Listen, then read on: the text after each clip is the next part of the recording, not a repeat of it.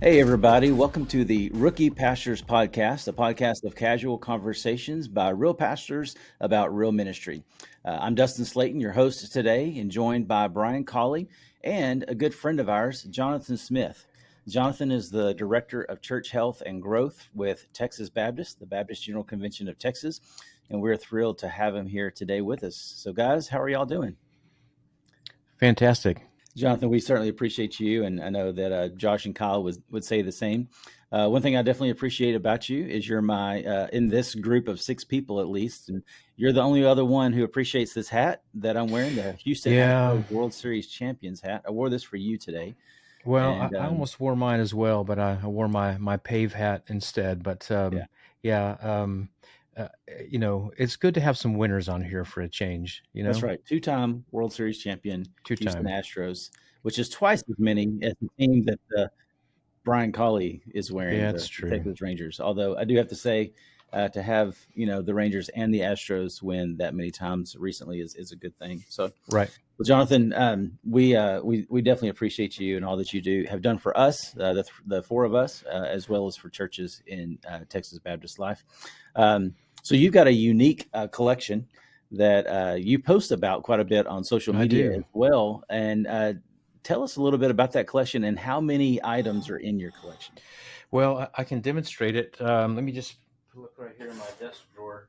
Um, I collect chapstick. I have chapstick from literally all over the world, and it seems like almost every day someone gives me a chapstick now.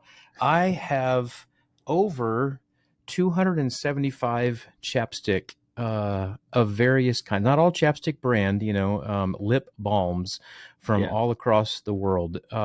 Sweet ones, savory ones. Yesterday, I was given by one of my coworkers this blueberry tea flavored one, and it is fantastic, man. It's so good you just kind of want to eat it. It's really good, or drink it, I guess, in that case. Yeah, I guess so.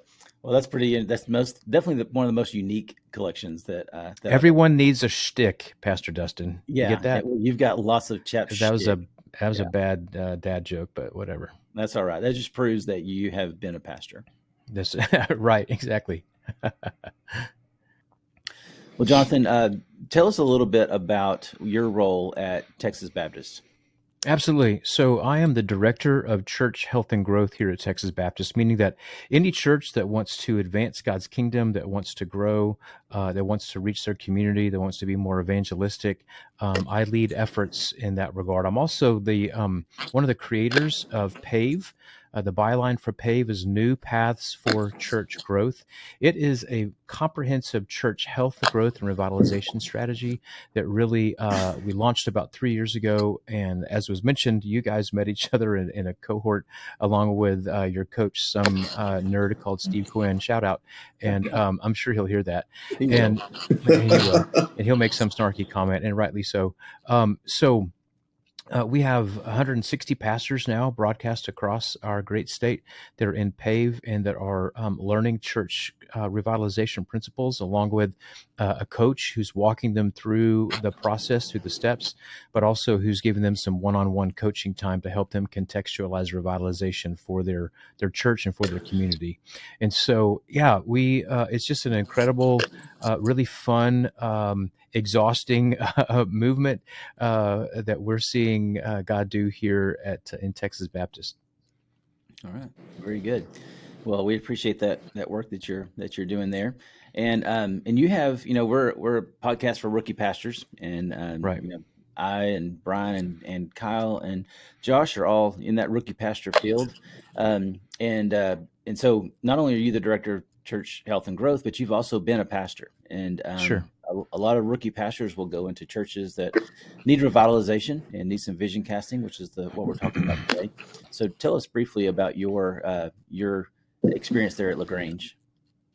Yeah, so 33 years in ministry altogether, but 12 of those were spent in South Central Texas at a church that 6 months before I arrived in 2006, they literally had a day with $1.06 in the bank. And then when I was voted in, they had 25 people.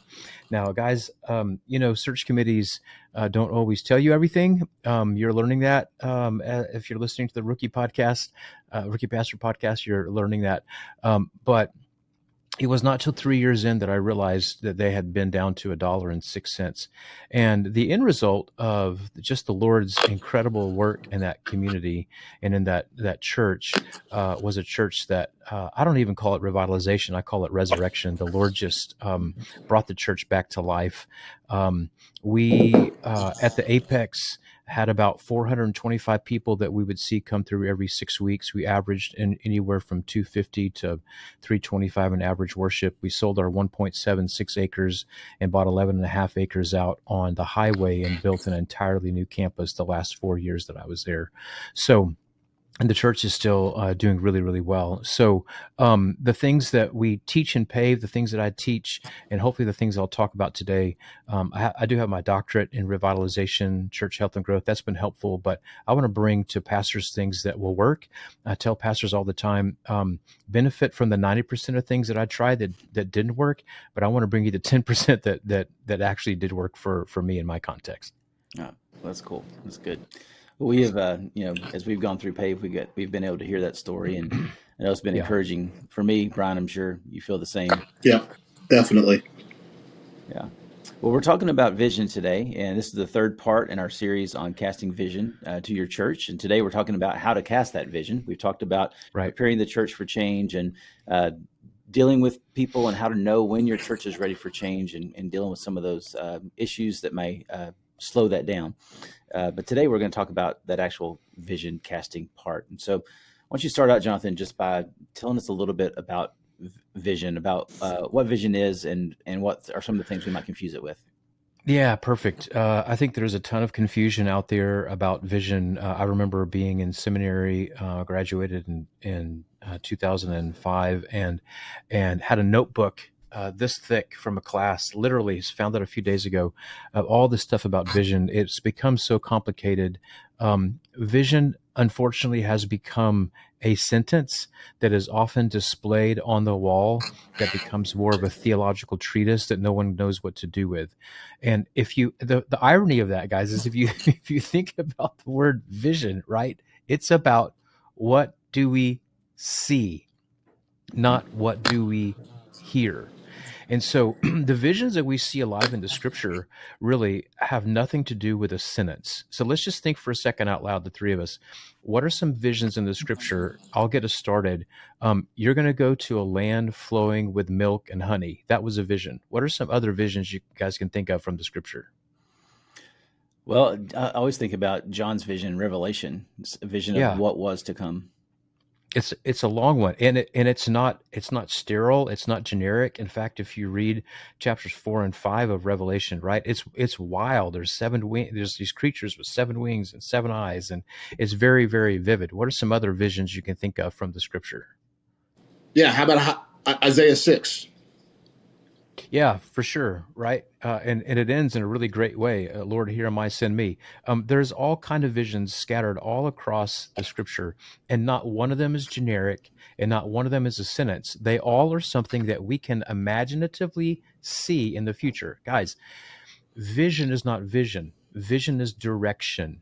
What we're trying to answer for the church is, what direction are we headed? What kind of journey are we about to go on? It is more like us standing at the bottom of a 4 to 5 hour hiking trip and looking at a map and imagining what are we going to see along the way. It's taking people on a journey. Let me give you an example of one that I just helped a church develop that I really love here in Texas. Their vision is, we will linger in the river of God's presence as we overflow to a dry and thirsty land. You hear how imaginative that is? The fun thing is, they're in a part of the state that's always in a drought. There's a river that runs through their community, and it's always dry. And so we wanted to play off of that a little bit and say, okay, this church has a strong prayer movement and a strong worshiping movement. And so we will linger in the river of God's presence. We'll sit there longer, right? To linger means you probably should have gone home by now. It's like Thanksgiving, when you're ready for your family to go home, but they linger a little bit longer than what they should, right? So we will linger in the river of God's presence as at the same time we're going to overflow to a dry and thirsty land, literally a dry community, but of course it's gospel dry as well.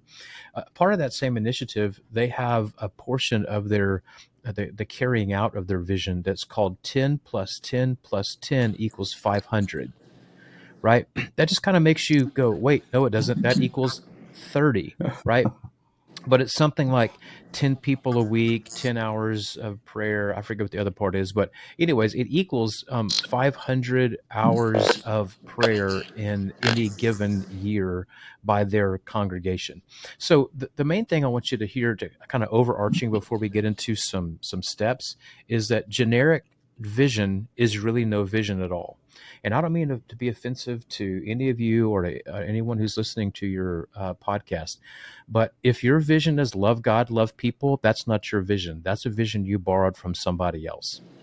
Because probably 50% of the churches that I work with, when I say, well, hey, what's your vision? It's love God, love people. Nothing wrong with loving God and loving people. Obviously, they're just kind of recapping the Great Commission, Great Commandment. That's fantastic. But that's very generic, and it's not specific, and it's not tailor-made towards your church or towards your congregation. Another one that I see a lot is knowing Christ and making him known. Again, generic, borrowed from someone else. Sometimes it's just as simple as making disciples. That's all great. But it needs to be specific. It needs to be imaginative, and it needs to be something that the people can literally close their eyes and see it. That's what vision really is. Does that make sense, guys? Yeah, it does. I know one of my favorite questions that search teams ask is, what is your vision for our church? And it's like, we don't even know, because we don't know your church yet. We're in the dating phase, getting to know you.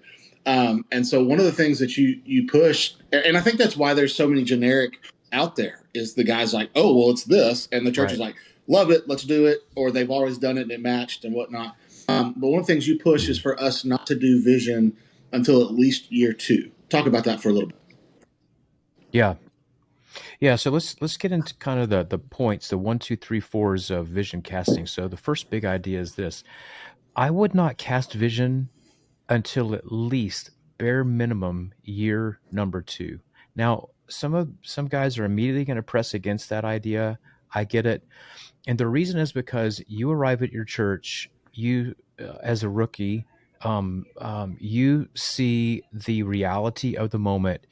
You feel even perhaps a little bit of panic because the church needs to grow quickly. The problem is the church doesn't feel the same thing. 85 to 90% of you guys who are listening are at a church that needs to be revitalized. And so it's real obvious from the outside that the church is about to have a stroke, have a heart attack. Like whenever you are giving a physical diagnosis of it all, this is an emergency. But boy, they don't feel that way about it. And so you have to take time first to really know your people and understand your context. Know the people. They won't accept your vision until they know that you care about them personally. We could have, and probably should have, a whole nother podcast about that, about just getting to know your people, loving them well, becoming their pastor. There's some research that shows it's not until year number 5 until a man will come to you and say, I have a porn addiction. Or a family will come to you and say, we just found out our son is addicted to X, Y, and Z. It just takes a lot of time. And so we need to remember also that the church we were previously at, that has, where we might have a whole lot of trust, you have none when you step into your new church. You literally start at 0. You don't get to carry any over, and I don't care how long you've been in ministry or what your educational background is. You are at 0 on day number 1, and it just takes time. So I'd wait till you're number 2. First of all, get to know your people and get to know your context. Jesus taught us before we go to war, right, which is what revitalization can feel like. Before we go to war, we're going to count the cost. How many soldiers do we have, and how many do they have? Right after that, Jesus told a short parable about considering the cost of building a tower. So we need to take the time to consider those things. We need to I like to use the word reconnaissance. It's hard to spell, but it's fun to say. I like to use the word reconnaissance. We got to get to know the land that we're about to partake. That's why 12 men went to spy in Canaan. From my childhood, then I hear 10 were bad and 2 were good. You guys are too young to know that song. But anyways, it's from my childhood days. But right, they went in to understand the land and what they were up against beforehand. And we will do well to do that. I love to encourage pastors to do this. Interview your people. Sit down and spend time and just ask, hey, tell me about the last 10 years here. What has God done? Tell me about the change that God has brought. Tell me about the hardships in the last 10 years. I like to call guys to interview their community. We have a whole process at Texas Baptist called the 7 interview report. We need to come up with a spicier name than that. That's too generic. But basically, what we do is we encourage pastors to exegete their community, to go to their community and ask some really simple questions of some civic leaders. What hidden issues exist in our community? Not just issues, but what hidden issues? What do you see as the mayor, as a pediatrician, as a teacher? What do you see that the general public would not see? You have to become you have to get your doctorate in your community before you can really cast vision, because you don't want to cast your vision based off of the past, based off some other church. You want to cast your vision based on, where's my church now? And where's my community now? And what could only the gospel solve? One of the worst things you could do is create a vision that does not meet any kind of needs. You also don't want to cast a vision that's going to be only for your church. That's how your church got here to begin with. So that just takes time. So you guys have any pushback with 2 years? That sounds like a really long time. It is a long time.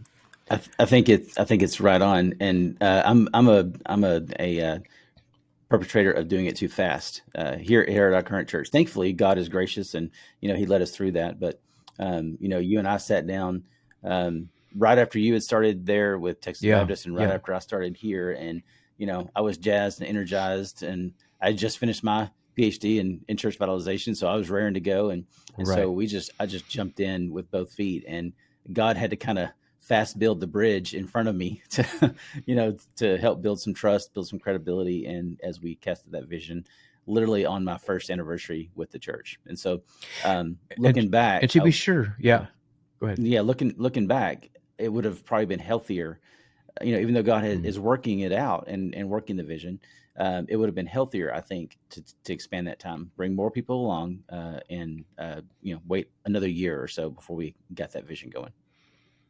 And to be sure, that's not just a rookie thing. I think that it is particularly, I remember, man, golly, I bright-eyed and bushy-tailed, ready to take on the world, like nothing can stop me kind of mentality.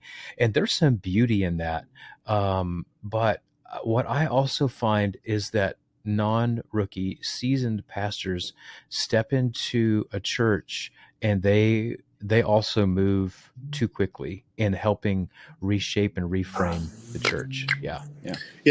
Jonathan, I feel like that, that first year is such a whirlwind that it flies by real fast. And even year 2, it almost feels like the back end of year 2 into year 3 is an even more comfortable spot. But every situation's different, and you need to take it at the pace that the Lord leads you to do.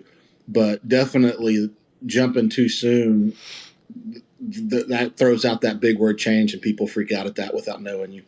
Yeah. That's exactly right, Brian. And it not only does it take time for you to become their pastor, but it also takes time for them to accept any direction that you might create. Because anytime you suggest something new, what we don't see is this. When you suggest something new, what people hear is that means something else has to shut down or close. Mm-hmm. And that thing that you might shut down was once somebody's revolutionary idea. Mm-hmm. Pastors, if you're not taking notes, you should write that down. Every time that you come up with a new idea, they are going to receive it as an affront to someone's revolutionary idea in the past. Mm-hmm.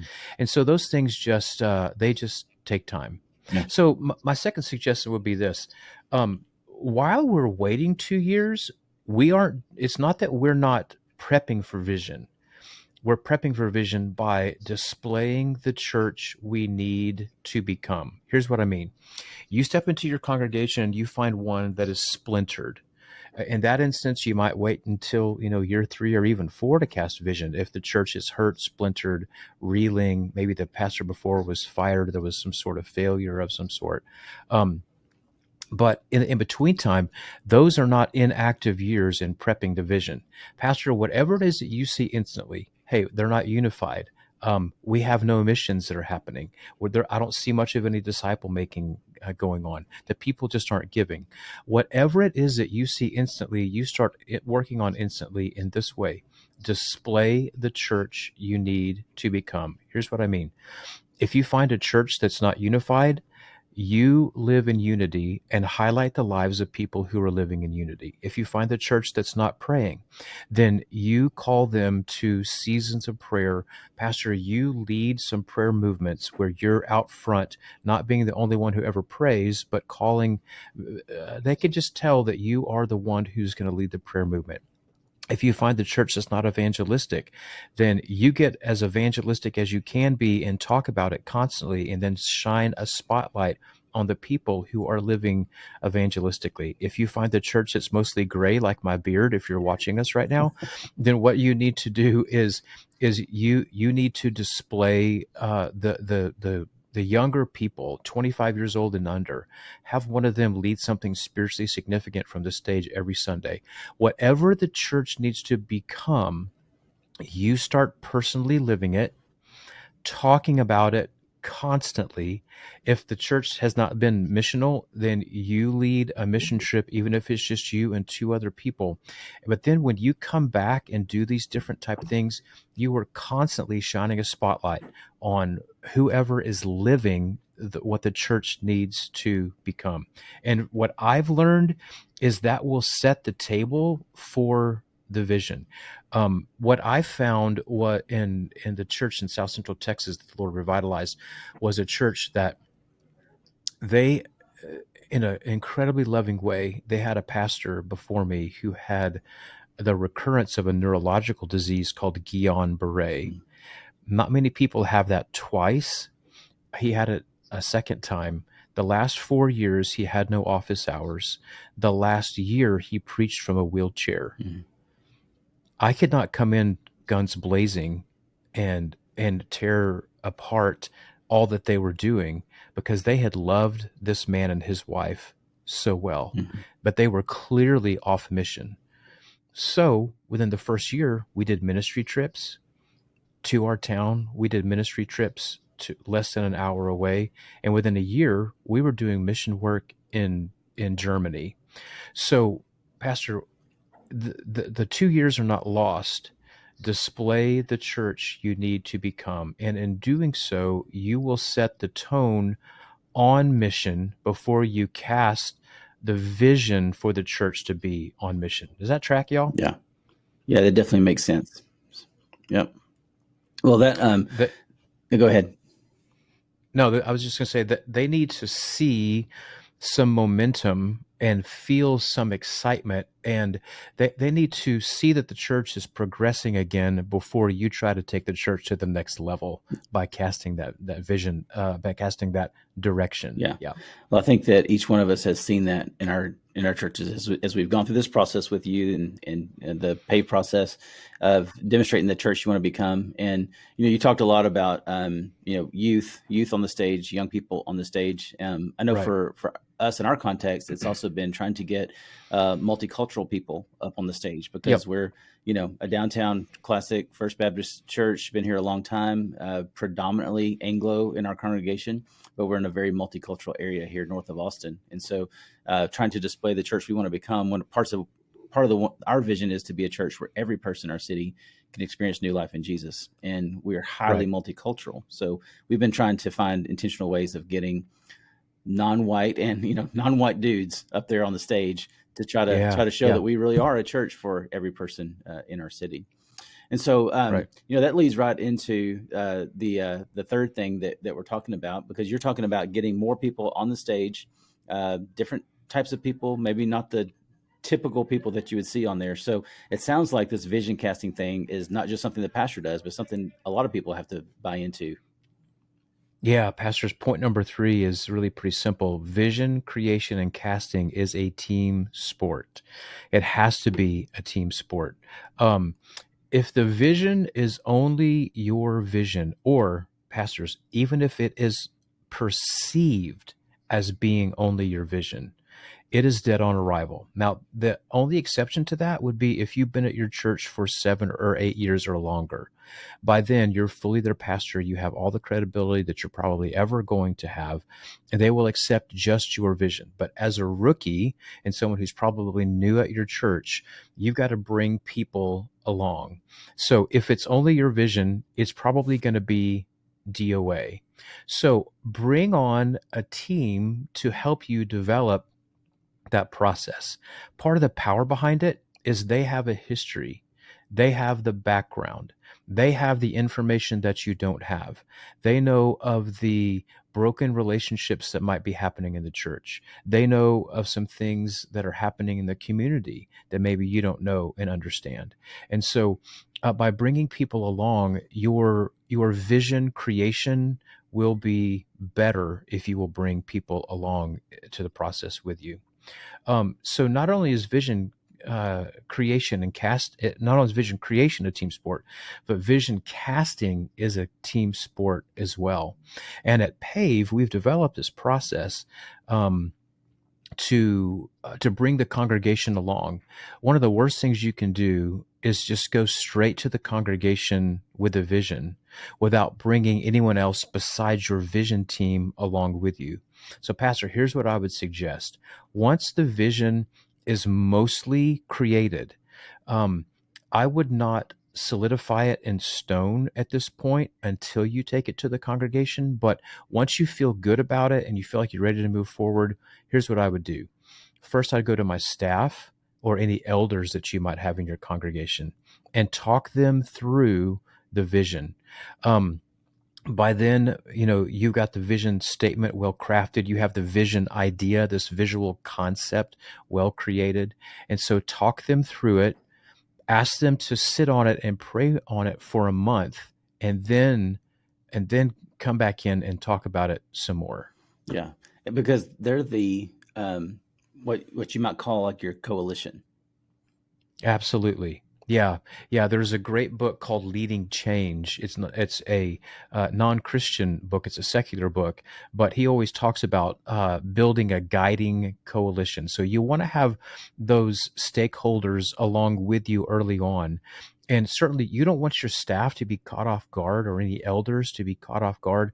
I'm sure you're going to have some staff and or some elders a part of your process anyways, but be sure that everyone knows it. And did you hear me say, talk with them about it and then sit on it for a month? Mm-hmm.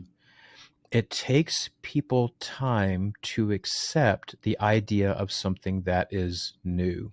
So that's the first level. I call this the vision cascade. The first people would be staff and elders. Then the next group that I would go to, if you have deacons, I would go to the deacons in my church and would do the exact same thing.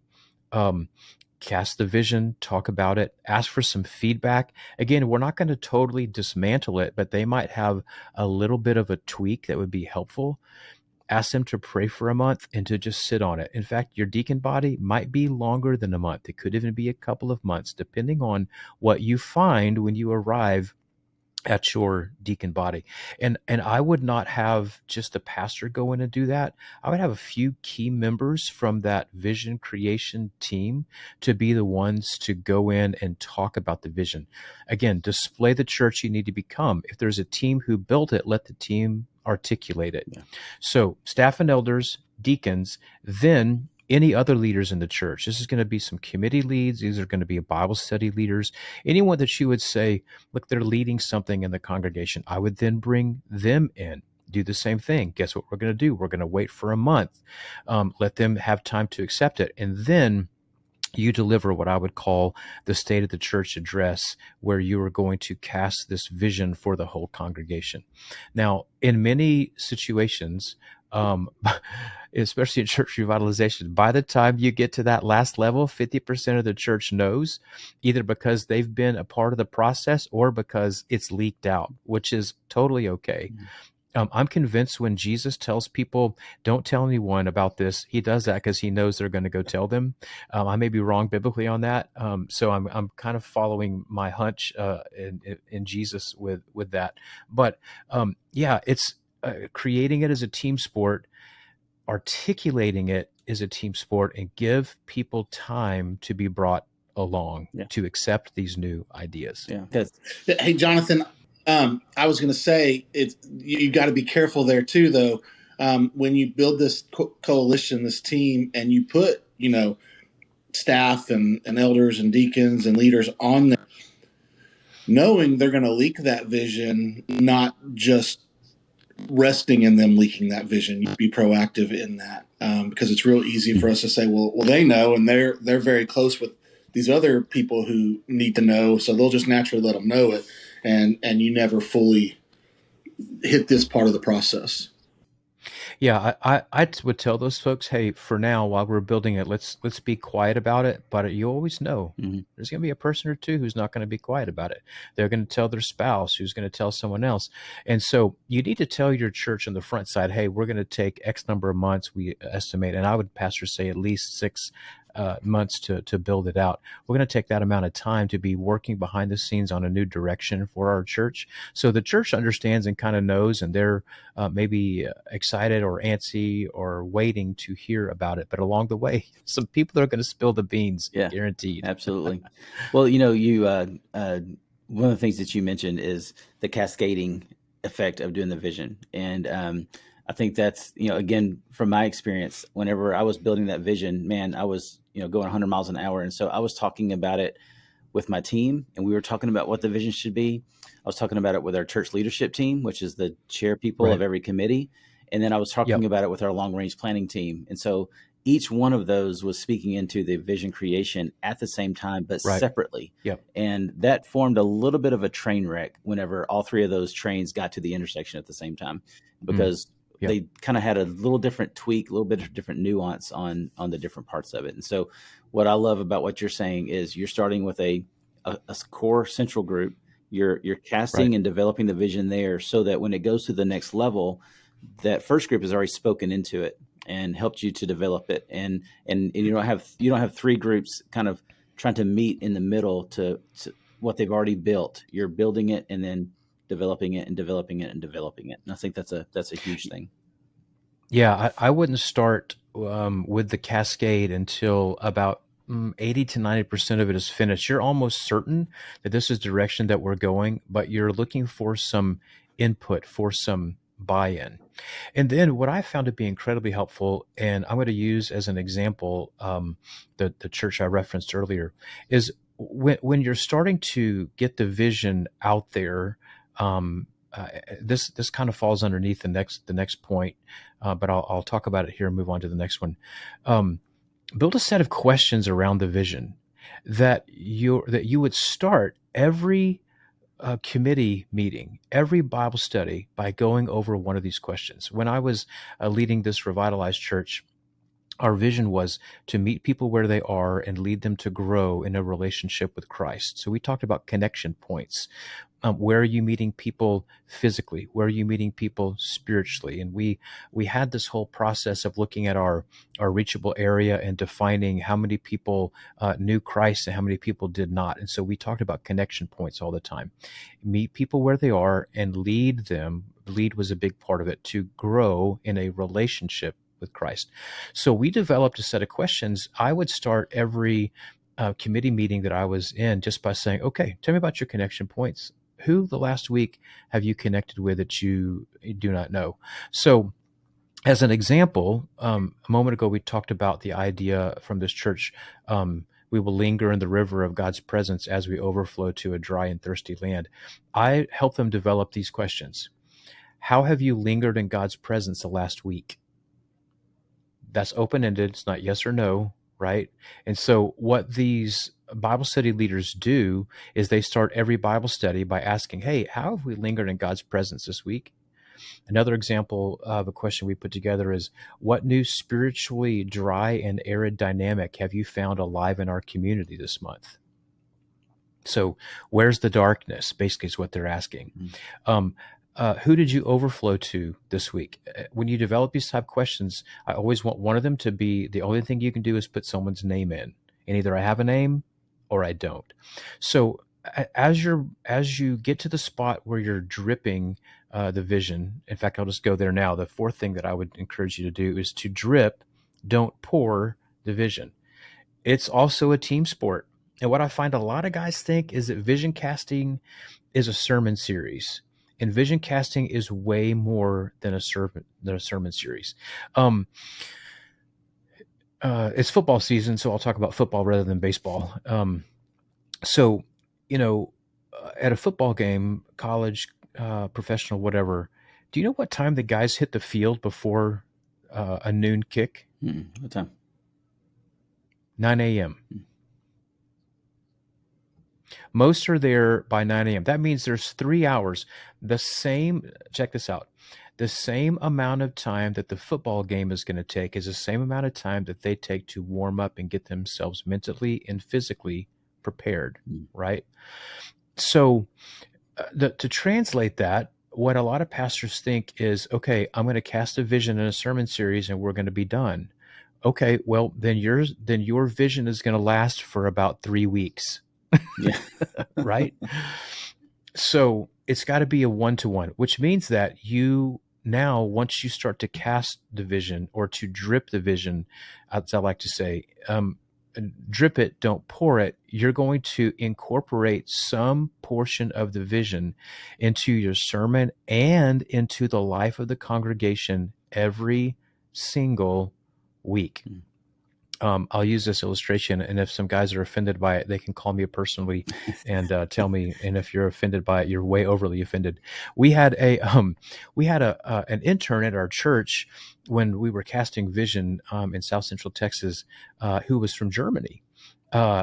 Brilliant man, speaks 6 languages. He's currently teaching himself Arabic for gospel reasons. It's just unbelievable. So, original language, German. His wife is Russian. He's fluent in Russian, which is in the top 5 most difficult languages to learn. He's completely verbally fluent in English, and he can write in English a lot as well. Anyways, so he's interning with us. And one of the things I did with our staff was at staff meeting every week, I asked the question, who did you drip the vision on this week and how? And so after the first week, he came back. I can't believe I'm telling this on a public podcast. He came back and we were all telling our stories about how we were dripping the vision. And he said, Pastor Jonathan, I'm so excited. This past week, I leaked the vision on at least 3 different people. And he was telling me who he leaked the vision on. And we were like, I'm not sure that's the exact connotation that you really... Yeah, the exact word that you want to use. But that got me to thinking, like, the longer that you drip it, it becomes a leak. The more people who drip it, it becomes a leak, and then it becomes a flood. So drip the vision, mention it in every sermon, but then somehow bring it into the life of your congregation every week in some way. Because this is the harsh reality, Pastor. Timeline. If you had your vision ready today and you started casting your vision today, it's going to be 2 years until your people actually begin to live the vision. You'll see a few early adopters who jump and say, this is great, Pastor, let's go. That's going to be less than 10% of your congregation. Do not take your cue on how the church is receiving the vision by your early adopters. It's your late adopters That's 3 or 4 categories down if you're familiar with that chart. Those are the ones, and it's going to take about 2 years for them to be brought along. But if you will live the vision, if you'll display the church you need to become, if you'll build some momentum, you will find that people will accept the new direction much more readily and much more quickly. Yeah, that's good. That's really good, man. Well, we talk about dripping the vision. You just mentioned how it takes a while. It takes a while to communicate that vision. When sometimes things change, right? I know, for us, our church is growing now. We're seeing some of that multiculturalness around our community. But then we also see things changing in our community that were realities whenever we cast a vision that aren't realities now, or new realities that exist. And so what do you do with that? If you cast a 5-year vision, a 10-year vision, what are things that change in the middle? How do you adapt that? Yeah. So first of all, I would discourage anyone casting any vision longer than 7 years. In the world that we live in right now, with a rapid amount of change, our world is going to be so different 7 years from now, that anything beyond 7 years is a bad idea. 7 years max. I think 5 is really good. I think 5 to 7 is probably where you want to land. And then we have to practice adaptive leadership in churches. We have to see what's happening now, make some adjustments, and keep going. And you just don't know what's going to happen in your community, in your church. Listen, we had these massive fires in South Central Texas that really changed the direction of our church. We had no choice but make some adjustments to where the direction we were hiking, right, had to change instantly overnight as we started pouring into homes and neighborhoods that were only 10 miles north of us when these massive fires hit Bastrop, Texas. And so, but what I'd like to say is this: you need to refresh. About 3 years, you need to refresh. Every year, you need to recommit. I would start every year with, guys, what we're about as a congregation. And between now and 2027, what we're really going after is lingering the river of God's presence as we overflow to a dry and thirsty land. I would reset the vision every year, but then you have to refresh it every about 3 years. And just know, once you've refreshed it, you're going to refresh it just one time, right? Because by year number 5 or 6, you're probably going to have to scrap it and start all over again. It's going to take you a certain amount of time, a certain distance along the hike, but it's not exhaustive. And if you get locked into a vision, then you're not practicing adaptive leadership at all. So be ready to make some tweaks, make some adjustments, but stay the course. If you're convinced that this vision is a good, solid direction, I encourage you to stay the course. All right. That sounds good. Brian, we've both been through this process. What are some comments or some things you want to add to what Jonathan has said today? Yeah, I think everything he talks about is really, really good. And I would echo that. The 5 to 7 years, because even in a rural context, that change comes slower. There's still going to be a lot of difference within that next, half decade or so. And you see these churches that throw out a 15, 20, 25-year vision. And even if it's generic and broad, that you can then narrow it down, it's still like Texas is not going to look the same in 2030, and definitely not in 2050. And and that's us in Texas. I know some of y'all are listening from other parts of the country and the world, and the world is changing faster than ever. And so don't once you lock yourself into something, that's when you're starting that decline in your church. You've got to keep that flexibility. First lesson I ever learned in ministry 20 years ago was the word flexibility, and being able to have that adaptive leadership that Jonathan's talking about. Yeah. Blessed are the flexible, for they will not be bent out of shape, right? There you go. They'll also be attitude. So that's good. That's good. Well, Jonathan, man, you've just poured into our listeners today, and we're so grateful for that.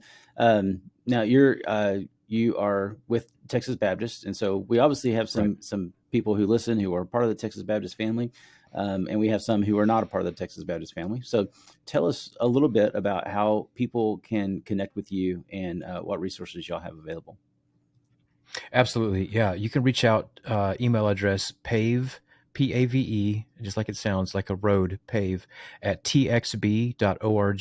That's TXB, like Texas Baptist, pave at txb.org. You can also go to txb.org/pave, and you'll find there some videos. You'll find some articles. You'll find some inspirational and encouraging stories. You'll find some registration opportunities for pave. If you're outside of the state of Texas, get in touch with us. Let's have a conversation about how you might be able to be a part of PAVE. We'd be honored to do that. Yeah. And that's good, because we definitely want to be a resource for churches. Well, obviously you're a resource within, churches within Texas Baptist family. But we definitely want to see God's kingdom growing and churches thriving outside of there as well. I know that you have a network of coaches that are, kind of outside TXB cooperative program funding that you can help connect churches to as well. So, yeah, go ahead. Do you want to add something to that? Sorry. No, I was just going to say, and finally, maybe you're going here. We are just about to launch the PAVE podcast, which is going to be all about church health growth and revitalization.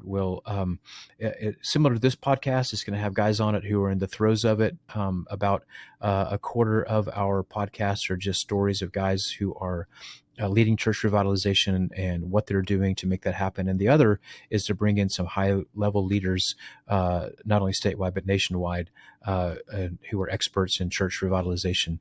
Would love for you to join the PAVE podcast that's dropping January the 28th of 2025. So it'll be out real soon. Yeah, that's great. Well, Jonathan, we look forward to hearing that podcast, and hopefully you'll get some good hosts on there, co-hosts with you, and get to tell some fun stories. Yeah, I hope so. Yeah. But Dustin was just did 3 episodes with last week, so I hope to find someone else. That's exactly right. Hopefully get somebody better.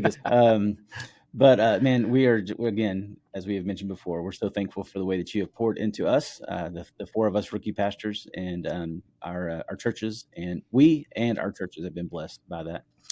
Well, thanks, everybody. Yeah, we're super proud here at Texas Baptist of what y'all are doing. The fact that y'all put this, what a great idea. I don't know anyone else who's really addressing first-time senior pastors. So kudos to you guys. It's great. Thanks. We're having fun with it, right, Yeah, Brian? we are. It's been fun. Yeah. I'm really glad that Prince wasn't on here today because he's just so full of baloney all the time. I don't listen to his mess, so I'm kind of glad. You got the bottom tier of the hosts, because Josh Prince is so cool and relevant with his tattoos and all that kind of stuff. And then Kyle Neiman, we've already established, is the greatest preacher in Texas Baptist life. And so let's go. You just got me and Brian today. But anyway. Let's go. Well, thanks everybody for listening to this episode of the Rookie Pastors Podcast, podcast of casual conversations with real pastors about real ministry. We'd love for you to like, follow, subscribe, comment, good comments only, please. All the different places where we're at. You can find us on the different social media at Rookie Pastors Pod on everything except for X, which is just at Rookie Pastors. And then be sure and subscribe to us on Spotify or Apple Podcasts, wherever you listen. We'd love to have a star rating or some comments that helps other people find us whenever you do that. We will be dropping 2 episodes today. So if you've listened to this one, be sure and check out our next one where we talk about the holidays. And we're going to have a little fun with all 4 of us on there. And so be sure and check that out as well. And we hope and pray that you have a great end to 2024 and a good start to 2025. And we look forward to going through the new year with you. So be blessed and keep listening to the podcast and keep serving the Lord. And go Astros. Go Astros. Amen. Yeah.